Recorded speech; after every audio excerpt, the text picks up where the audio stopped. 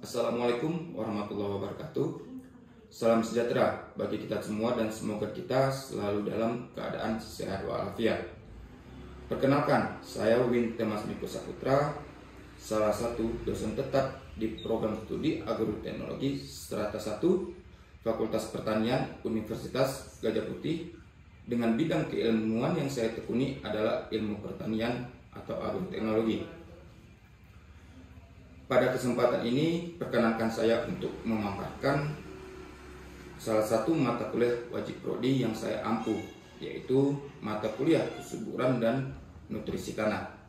Dengan mata kuliah prasyarat dasar-dasar ilmu tanah sebagai memenuhi persyaratan sertifikasi dosen tahun 2005 yang tercantum pada pernyataan diri dosen dalam memenuhi PDD UKT PT. Saya mengajar mata kuliah kesuburan dan nutrisi tanah pada semester ganjil dengan bobot SKS 2 yang terdiri dari 1 SKS teori dan 1 SKS praktikum dengan kode AGT 3105. Adapun deskripsi mata kuliah ini ialah memberikan pemahaman yang mendalam kepada mahasiswa tentang konsep kesuburan tanah dan pemupukan, unsur hara dan pengelolaannya, pengelolaan tanah untuk meningkatkan kesuburan dan nutrisi tanah, penilaian dan evaluasi kesuburan, kesehatan dan kualitas tanah dalam mendukung produktivitas pertanian yang berkelanjutan. Kegiatan pembelajaran berupa perkuliahan dan tugas-tugas mereview jurnal penelitian di bidang kesuburan dan nutrisi tanah, pemupukan dan kualitas tanah. Untuk capaian pembelajaran mata kuliah ini terdiri dari 5. Untuk CPMK yang pertama, mahasiswa memahami dan mengerti ruang lingkup kesuburan dan nutrisi tanah. CPMK kedua, mahasiswa mengenal berbagai jenis unsur hara pada tanah dan tanaman. CPMK 3, mampu mengidentifikasi masalah kesuburan dan nutrisi tanah serta proses pemupukan pada tanah dan tanaman. CPMK yang keempat, mahasiswa mengetahui dan menganalisis ketersediaan unsur hara dalam tanah berdasarkan karakteristik tanah. Dan yang terakhir, CPMK 5, mahasiswa merekomendasikan upaya pengelolaan kesuburan dan kesehatan tanah untuk meningkatkan produktivitas tanaman khususnya pada wilayah perkebunan mereka. Kemampuan yang diharapkan, mahasiswa mampu mengenal pentingnya menjaga kesuburan tanah dalam pengelolaannya, mengenal nutrisi yang dibutuhkan oleh tanaman, mengetahui dan memahami gejala kekahatan nutrisi pada tanaman, mengidentifikasi dan memberikan solusi terhadap permasalahan, serta mampu mengimplementasikan secara kontekstual dalam budidaya tanaman di lingkungan sekitarnya. Untuk materi pembelajaran terdiri dari 9 materi. Yang pertama, ruang lingkup kesuburan dan nutrisi tanah. Yang kedua, hubungan tanah, air dan tanaman. Yang ketiga, faktor mempengaruhi pertumbuhan dan perkembangan tumbuhan. Dan yang keempat, pengertian klasifikasi pupuk dan pemupukan. Yang kelima, penyusun tanah dalam mempengaruhi kesuburan tanah. Yang keenam, peran penting unsur hara makro. Yang ketujuh, peran penting unsur hara mikro. Yang kedelapan, koloid tanah yang mencakup pertukaran kation maupun anion dalam tanah. Yang kesembilan, kemasaman dan pengapuran pada tanah. Untuk sistem pelajaran dan metode pembelajaran pada mata kuliah kesuburan dan nutrisi tanah diselenggarakan dengan pendekatan secara luring, yaitu tatap muka langsung atau pembelajaran langsung di dalam maupun di luar kelas, dengan melakukan interaksi pembelajaran melalui diskusi, pemberian materi menggunakan PowerPoint, dan mengutip kutipan teks pada jurnal maupun buku ajar yang dijadikan sebagai problem based learning, yang disampaikan baik secara individual maupun secara kelompok, dengan tahap akhir melakukan proses evaluasi hasil akhir pembelajaran. Sistem indikator penilaian. Yang pertama adalah kehadiran, yang kedua ketepatan mengetahui dan menjelaskan, Yang ketiga, tingkat penyampaian dalam komunikasi keaktifan kelas. Yang keempat, pembuatan tugas maupun laporan. Yang terakhir adalah evaluasi pembelajaran melalui ujian. Selanjutnya, marilah kita bersama-sama menyaksikan cuplikan video pembelajaran mata kuliah kesuburan dan nutrisi tanah. Terima kasih. Bismillahirrahmanirrahim. Assalamualaikum warahmatullahi wabarakatuh. Waalaikumsalam warahmatullahi wabarakatuh. Alhamdulillahirrahmanirrahim. Salatu wassalamu ala asyrofil anbiya'i wal mursalin wa ala alihi washabihi ajma'in. Apa kabar semuanya? Sehat? Sehat. Semoga kita semua dalam lindungan Allah Subhanahu wa taala. Amin amin ya rabbal alamin. Oke, sebelumnya Bapak mengucapkan terima kasih untuk kehadirannya mengikuti perkuliahan dengan mata kuliah kesuburan dan nutrisi tanah. Nah, kemudian hari ini juga kita akan membahas beberapa materi lanjutan yang kita sampaikan di materi sebelumnya. Oke. Nah, materi yang ingin kita sampaikan ialah komponen penyusun tanah yang mempengaruhi kesuburan tanah. Oke. Nah, untuk itu Bapak ingin bertanya kepada adik-adik semua, apakah ada yang ingin memberikan resume terhadap materi perkuliahan kita di pertemuan sebelumnya? Silakan. Baik Pak. Oke, silakan. Perkenalkan, nama saya Ibu Sari dengan NPM 21010206. Baik, pemberian nutrisi tanah tidak terlepas dari upaya petani dalam menyediakan maupun mengimbangkan unsur hara pada tanah melalui pemberian pupuk yang dapat memperbaiki sifat fisika, biologi, dan kimia tanah. Pemberian pupuk tersebut baik berupa pupuk organik dan pupuk anorganik. Pupuk organik yang berasal dari alam dan pupuk organik anorganik yang disebut pupuk buatan yang diracik sesuai dengan kandungan unsur haranya. Baik Pak, mungkin hanya itu. Sekian, terima kasih. Terima kasih. Silakan kita lanjut. Sangat baik untuk penjelasannya. Oke. Nah, saya harap adik-adik semua mengerti dengan materi perkuliahan kita di pertemuan sebelumnya. Ini adalah lanjutannya, yang mana kita membahas komponen penyusun tanah yang mempengaruhi kesuburan tanah itu sendiri. Yang nanti di dalamnya kita akan membahas tentang unsur hara makro dan unsur hara mikro, dan juga kita akan membahas faktor yang mempengaruhi tingkat kesuburan tanah yang terdapat di dalam materi itu sendiri. Oke, kita lanjut. Nah, ada 4 materi atau material yang untuk menyusun komponen tanah itu sendiri, yang terdiri dari udara, air, bahan organik, dan bahan mineral. Yang mana di udara itu mencapai 25%, bahan mineral mengandung 45%, bahan organik mengandung 5%, dan air sebanyak 25%. Ini penjelasannya. Bahan padat mineral terdiri atas bibir batuan dan mineral primer, lapukan batuan dan mineral, serta mineral sekunder. Nah, untuk bahan padat organik terdiri atas sisa dan rombakan jasad terutama tumbuhan, zat umik, dan jasad hidup penghuni tanah termasuk akar tumbuhan hidup itu sendiri. Sedangkan untuk bagian airnya sebagai komponen penyusun tanah, air mengandung berbagai zat terlarut sehingga disebut juga larutan tanah.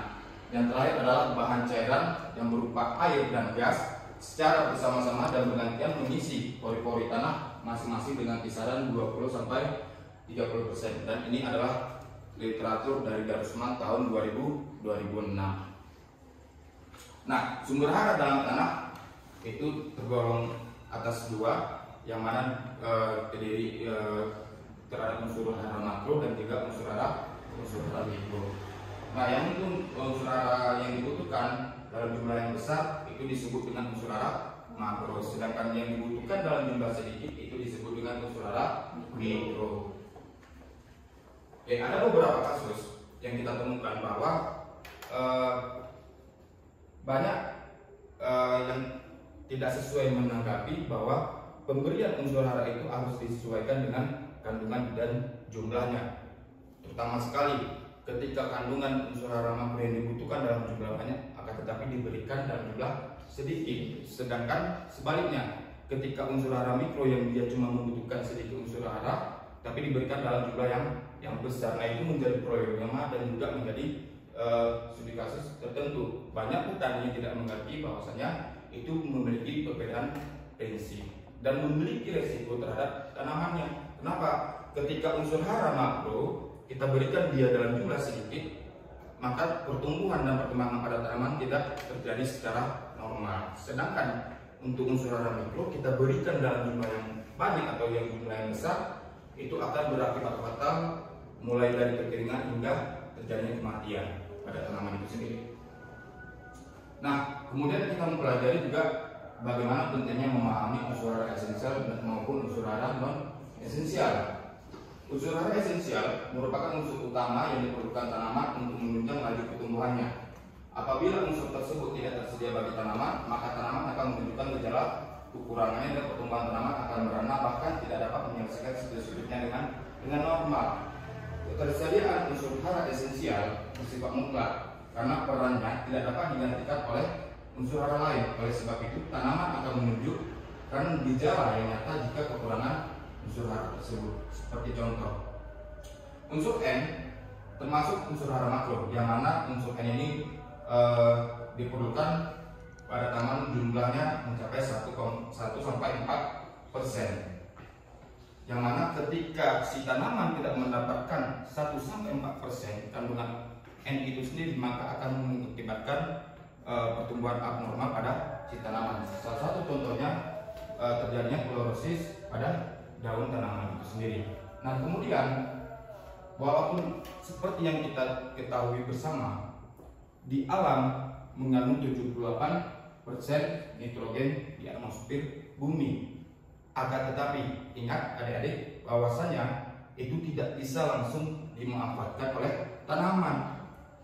Jadi ada peran tertentu yang dikatakan bakteri rhizobium, yang mana bakteri rhizobium itu dia hanya melekat atau hanya terdapat pada akar-akar tanaman seperti kacang-kacangan dan juga tanaman berjenis legume. Nah, disitulah ketika peran si rhizobium terdapat pada akarnya, dia akan mengambil unsur hara tanaman, dan disitulah tanaman dapat memanfaatkan gas nitrogen itu yang sudah diubahkan dari gas cair dan kemudian menjadi gas padat yang dapat dimanfaatkan oleh si tanaman. Kemudian ada unsur hara non esensial. Secara umum tidak diperlukan oleh semua atau seluruh tanaman, atau hanya memiliki peran pada jenis tanaman tertentu. Contohnya adalah Al atau aluminium, silikat, dan natrium maupun kobalt. Di mana unsur hara non esensial meskipun ada yang dibutuhkan oleh tanaman, tetapi sifatnya tidak khas atau tidak penting, sebab perannya masih dapat digantikan oleh unsur hara esensial. Artinya, tanpa unsur hara non esensial pun tanaman masih dapat tumbuh berkembang secara normal, berbeda dengan unsur hara yang esensial.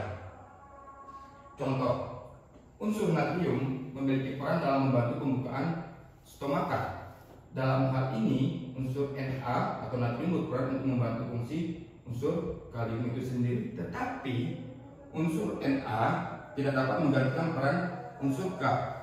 Sebaliknya, tanpa unsur Na pun kalium dapat berfungsi dengan baik. Jadi si unsur Na ini dia cuma sebagai penyokong atau membantu peran dari si kalium itu untuk dalam proses pembukaan stomata. Kita lanjut. Nah, kemudian muatan koloid tanah. Nah, pada muatan koloid tanah ini adalah partikel berukuran kurang dari 1 mikron hingga mendekati ukuran molekul. Koloid tanah terdiri atas 2, yang mana adanya koloid anorganik maupun koloid organik. Koloid anorganik itu mengandung mineralia, sedangkan koloid organik mengandung senyawa humik atau senyawa humus. Koloid tanah akan sangat berpengaruh terhadap pertumbuhan tanaman, yang mana dia akan mempengaruhi terhadap sifat fisik tanah, sifat kimia maupun sifat biologi. Dari segi sifat fisiknya, ia akan membantu dalam kemampuan memegang air, pembentukan agregat tanah dan lain-lain. Sedangkan dari kimia, dia akan memegang atau akan mempertahankan kapasitas tukar kation sesuai dengan kemampuan tanah itu sendiri. Dan dari segi biologinya akan mempengaruhi tingkat aktivitas mikroorganisme yang terdapat di dalam tanah. Sumber muatan oleh tanah terdiri dari muatan permanen yang disebut dengan permanen charge dan muatan tergantung pH atau muatan variabel pH dependent charge atau variable charge. Oke, kemudian ketersediaan unsur hara dalam tanah. Ketersediaan hara bagi tanaman ditentukan oleh faktor-faktor yang mempengaruhi kemampuan tanah mensuplai hara dan faktor-faktor yang mempengaruhi kemampuan tanaman untuk menggunakan unsur hara yang disediakan. Faktor-faktor yang mempengaruhi konsentrasi larutan tanah terdiri dari 6, yang mana unsur hara yang larut dalam larutan tanah. Kenapa sih kita harus mengetahui konsentrasi dari larutan tanah itu sendiri? Kenapa? Karena air yang membawa ion-ion yang masuk ke dalam tanah yang kemudian ion tersebut dapat dimanfaatkan oleh tanaman. Jadi ketika adik-adik memberikan pupuk pada tanaman, ingat, bukan butiran pupuk itu yang diserap oleh tanaman, tapi berbentuk ion yang sampai kepada akar tanaman itu sendiri. Yang membantunya siapa? Adalah larutan tanah atau air, bukan butiran itu yang sampai langsung ke dalam tanah dan dapat diambil oleh si tanaman. Nah, yang pertama ada pelapukan mineral primer. Yang kedua dekomposisi bahan organik. Nah, yang mana dari dekomposisi bahan organik ini kita tahu adanya senyawa organik yang dapat dimanfaatkan oleh tanaman. Kemudian deposisi dari atmosfer yang seperti Bapak jelaskan sebelumnya bahwasanya di atmosfer 78% mengandung gas nitrogen, akan tetapi tidak bisa langsung dimanfaatkan oleh tanaman, harus melalui bantuan si bakteri Rhizobium. Kemudian dari pengaplikasian pupuk. Nah, ini juga akan menjadi ketergantungan, akan menjadi satu proses yang harus ditentukan. Kenapa? Karena pupuk yang tidak tepat pada sasarannya, yang tidak tepat pada dosis yang diberikan, dan juga pada waktu pengaplikasian itu akan mempengaruhi ketidakefektifan tanaman dalam mengambil atau menangkap ion-ion dalam tanah itu sendiri. Kemudian air irigasi ini juga kita kaitkan di dalam larutan tanah. Kemudian yang terakhir adalah rembesan air tanah dari tempat lain dan lain-lain. Oke, mungkin itu saja kira-kira dari adik-adik sekalian. Ada yang ingin ditanyakan? Ya, bagus, silakan. Perkenalkan, nama saya Fadli Diki, NTM 21010203. Pertanyaan saya, mengapa pH tanah menjadi indikator utama dalam mengecek kesuburan tanah yang dilakukan oleh petani? Oke, pertanyaan yang bagus. Nah, kenapa pH tanah menjadi indikator utama yang dilakukan oleh petani dalam menentukan tingkat kesuburan tanah? Oke, nah, yang pertama sekali, ketika kita tahu pH tanah tersebut apakah dia bersifat netral, kemudian dia bersifat basah maupun asam, itu akan menentukan kemampuan tanah seberapa besar bagian dari kapasitas tukar kation yang terdapat di dalam tanah itu sendiri. Nah, makanya dia menjadi salah satu indikator penentu tingkat kesuburan tanah. Nah, bagaimana Pak kalau tanah itu bersifat asam? Nah, jika kita kaitkan dengan kapasitas tukar kation, yang mana berarti ketika dia pH tanah di bawah netral, berarti yang satu intinya untuk kapasitas tukar kation juga akan sangat rendah. Ada beberapa tahapan untuk kita meningkatkan kapasitas tukar kation itu, termasuk salah satunya adalah dengan memberikan bahan organik secara terus-menerus. Sudah jelas, Berarti? Terima kasih. Ada lagi kira-kira yang lain sebelum kita tutup pertemuan kita?